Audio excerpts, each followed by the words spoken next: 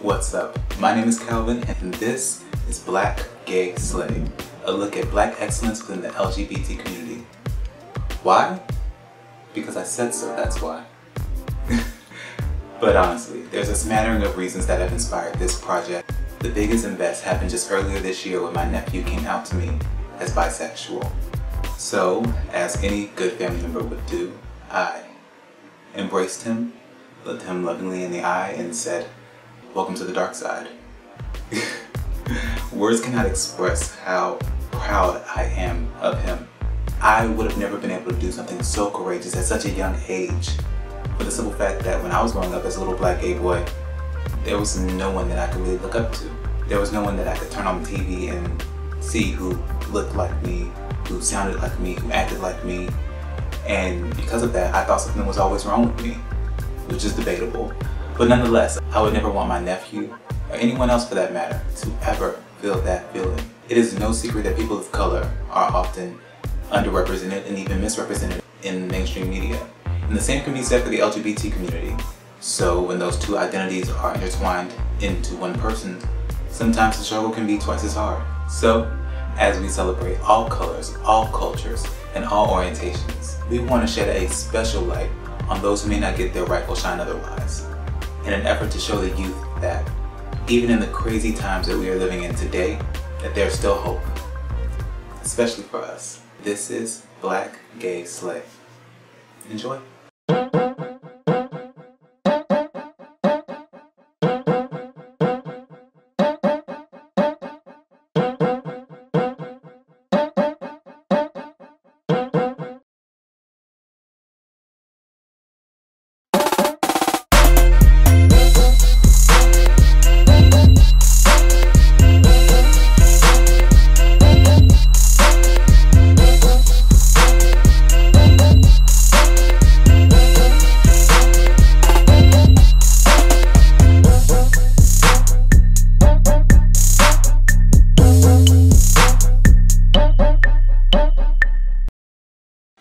Now, I've had a litany of jobs throughout my life. I worked in retail, food service, customer service, telecommunications. I was a stripper for 5 minutes, don't ask. So when I finally got my first professional job out of college, it was a huge deal. I was hired as a residence hall manager for a community college in New York. So basically I was like a glorified babysitter for college kids living on campus. I made the rules, I made sure the students stuck to the rules, and if they didn't, I would have to delve out the consequences. My first day on the job, I'm in my office, dressed up from head to toe, in a nice long sleeve button down shirt, and some nice pair of khakis with a pair of dress shoes. And I am in my office with my name plastered right on my door, proudly. And I see a parent, a white man, moving in his daughter into the building, and he knocks on my door. "Excuse me, are you the janitor?" Yeah, and that was the moment I think I realized that the professional world just probably wasn't for me.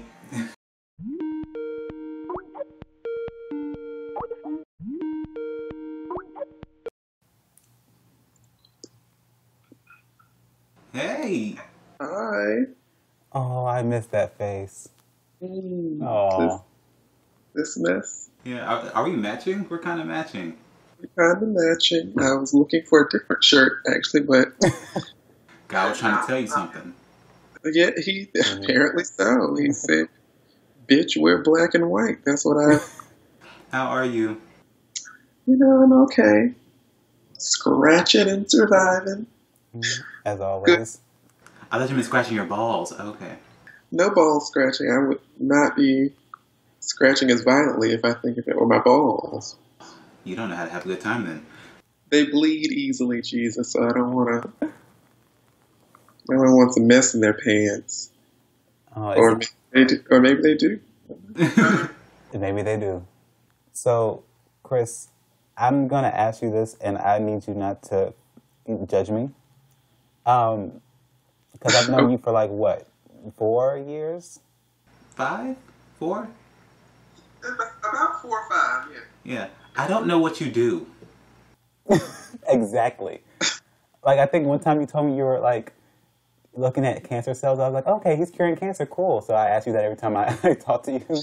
But I don't know. You're a doctor, so, like... Please explain. What do I do? Like, day to day, it's basically coming up with a hypothesis and then testing it using cells. But specifically, like, everybody in the lab has a project, right? About whatever the lab's major focus is. Currently, my lab's major focus is like the skin and the proteins that function in adhesion, like holding the skin together. My previous graduate work was looking at cancer, like signaling. So that's cool. So now in this lab, basically what I'm doing is looking at this protein in keratinocytes or skin cells and then like manipulating it in ways where I can either get rid of it completely or get rid of it for a period of time, and then see basically what signaling changes occur. Dear God, you're a mastermind. Hardly. A lot of science is like negative. So most of the stuff that you think, oh yeah, it's going to be this, and it's like, no, it's not that at all. So.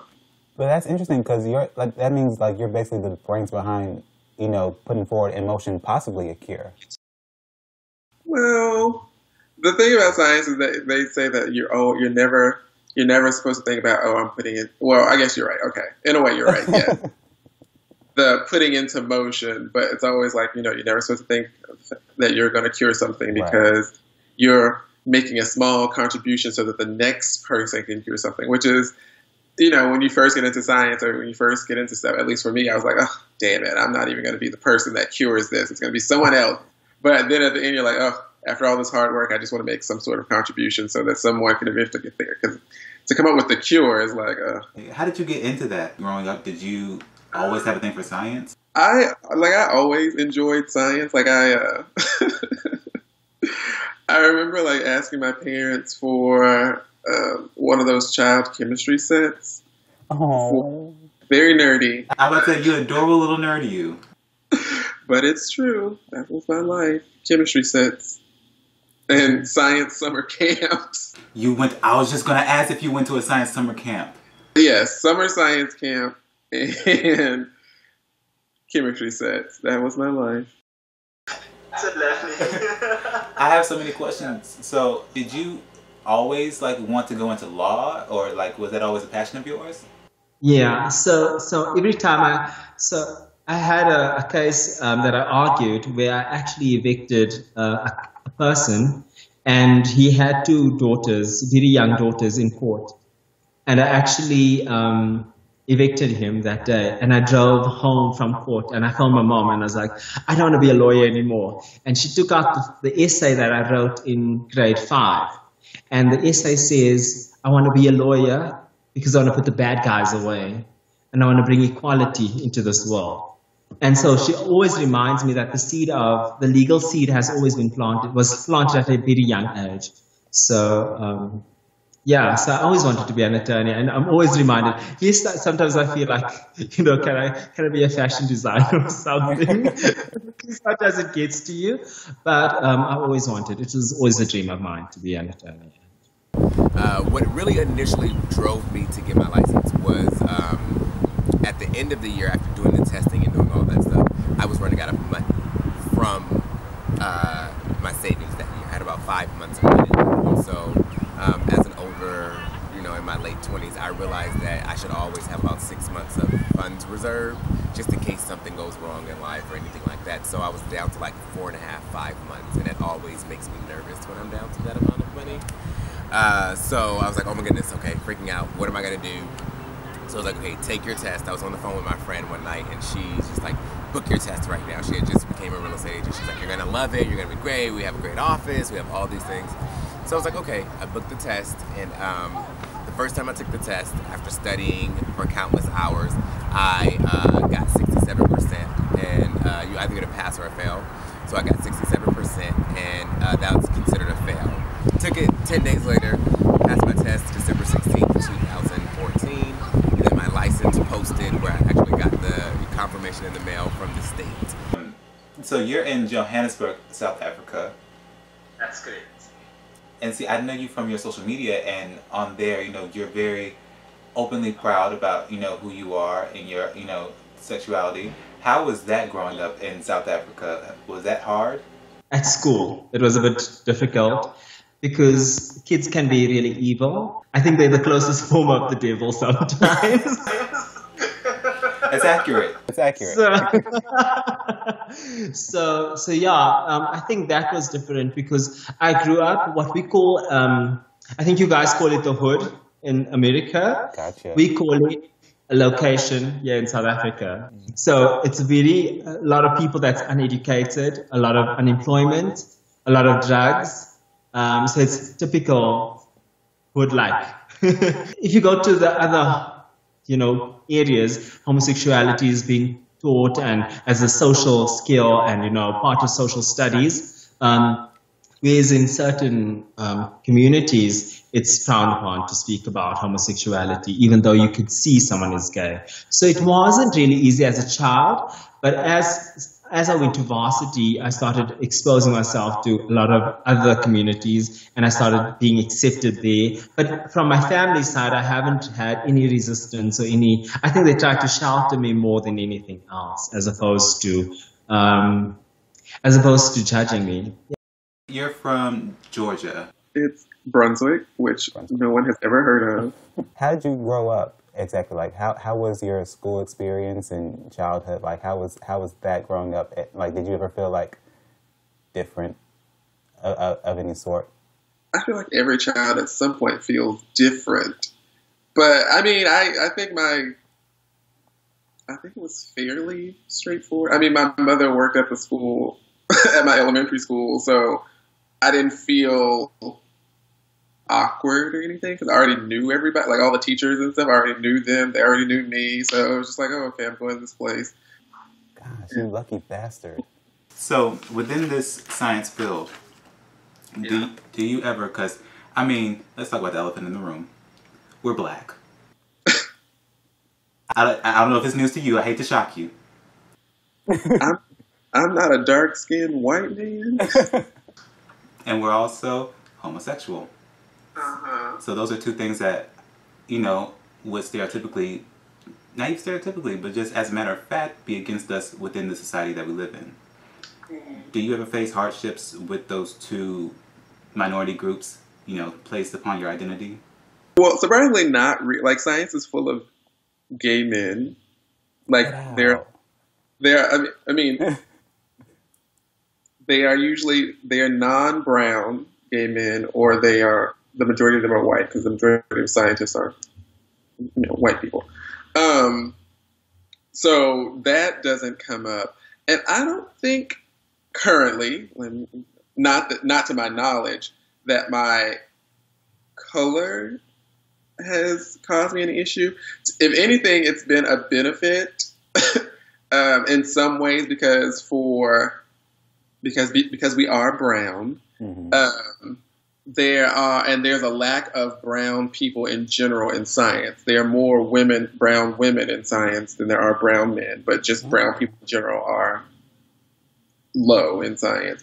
But to my benefit, like if I needed like funding to fund my project or to pay my salary or whatever, there are mechanisms within the government in an effort to promote diversity, where my boss could say, for any particular like grant that she has and that I'm working on, that, I have this person who is a person of color, and that's just brown, Native American, whatever, in my lab. I would like to retain them here, but I don't have the funds to do so. I feel like that it would be beneficial to them and to me and to, science in general if we could keep this person, employed, working to foster, more diversity, bring more brown people, or have brown people see other brown people exactly in these positions. So, I feel like that should be one of the things. So they can write something that's called a supplement to their grant. Basically, it's this thing to say,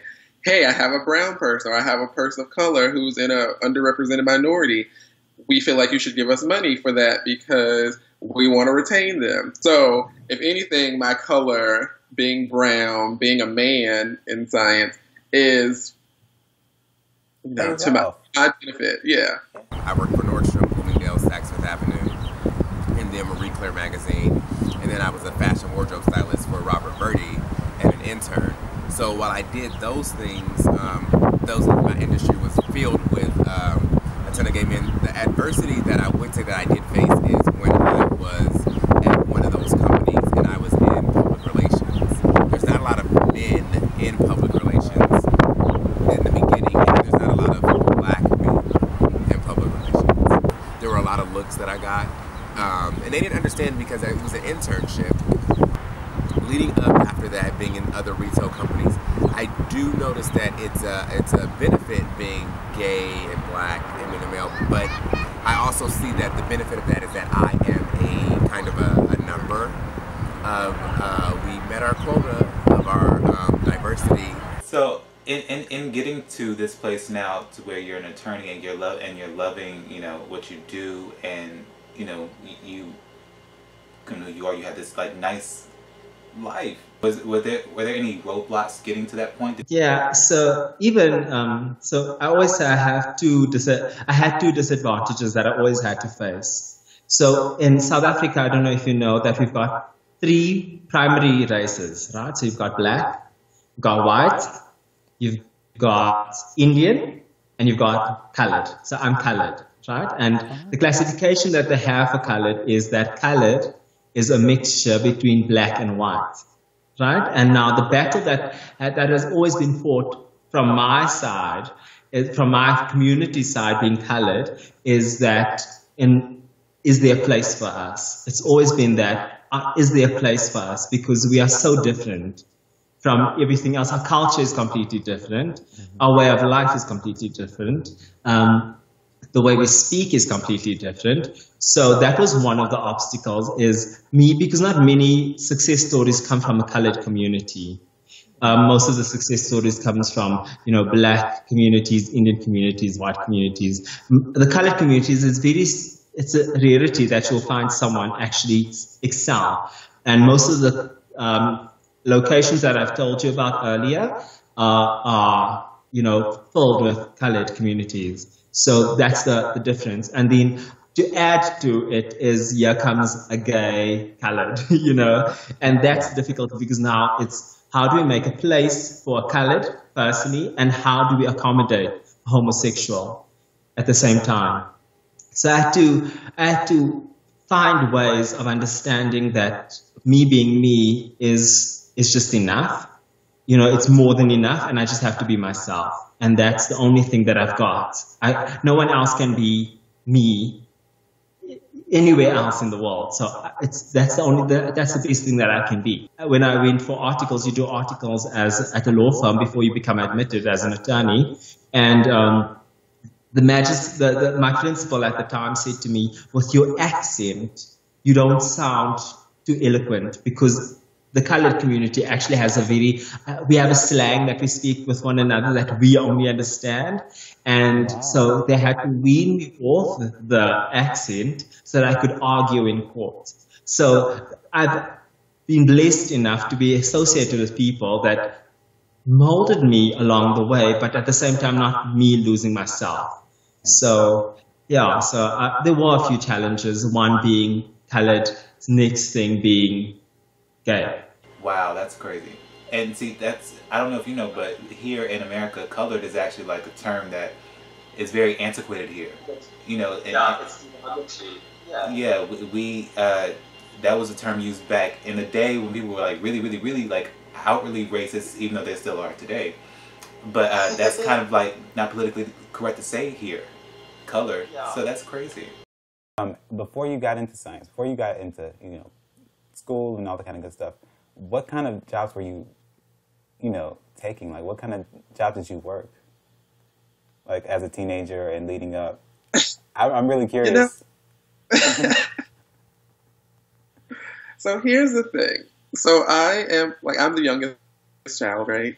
And my father, for some reason, was very protective of me. So with that being said, I never really had a job in high school. I feel like your life's been like the Disney Channel, and I'm kind of jealous.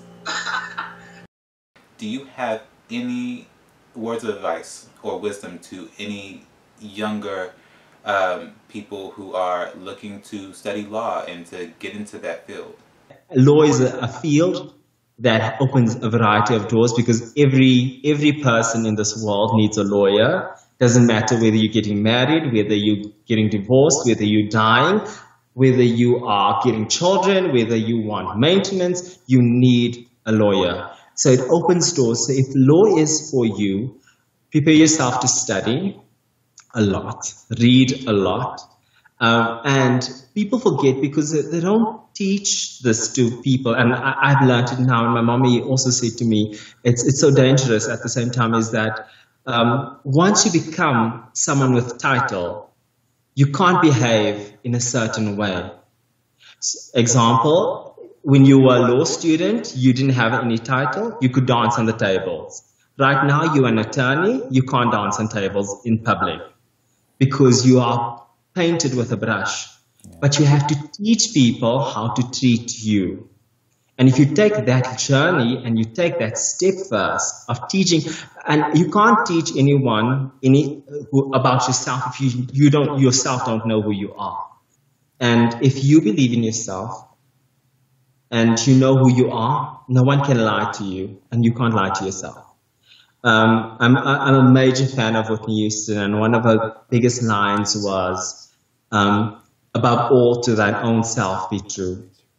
If you can't be true to yourself, no one else is going to be true to your baby child. So you have to love yourself, and you have to know who you are, so that you can navigate yourself through this journey called life. But we often embark on these big dreams, but we forget the first step, and that's identifying who we are. So identify yourself, teach others how to treat you, and know where you want to go in life. Plan, plan, plan. That's the important thing. But don't forget, to thine own self be true. And that's the most important lesson I can teach you.